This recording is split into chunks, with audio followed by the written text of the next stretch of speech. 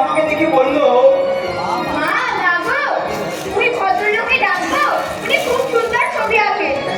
কেন রে? কেন তুমি আমাদের একটা সুন্দর ছবি এঁকে দেবে? পূর্ণ ঠিক কথা বলেছে।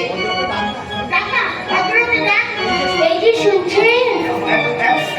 আমাকে বলছে আগে হ্যাঁ বলুন। বলছি, আমি ভদ্রলোককে দেখে তুই চুপ করে গেলি কেন? না না, চুপ করে যাবো কেন? আমি ভাবছিলাম যে আমাদের ছবিটা কিরকম করবে, কি ডিজাইনার। আমি বলছি সবাই বলুন।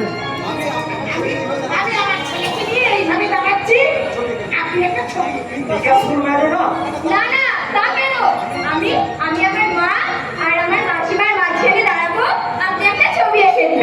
ম্যাক্সিম গোর্কি, তুমি তোমার ভাষা ছবিতে এঁকেছিলে অসাধারণ এক মায়ের ছবি।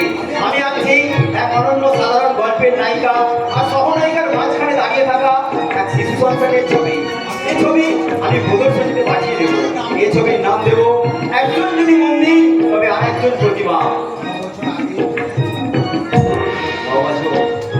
9 বছর আগে আমি আমাদের বাড়িতে যে শান্তিকাকে দেখেছিলাম, সেদিন স্কুলের সামনে সেই শান্তিকে দেখে আমার চিনতে একটু ভালো লাগে। পঙ্কজ মল্লিকের কল্পনা করে এদেশের অনেক শান্তির ছবি আঁকে। শান্তিদের জীবনে অপরিহার্য হয়ে ওঠে স্ট্রাগল ফর এক্সিস্টেন্স, বেঁচে থাকার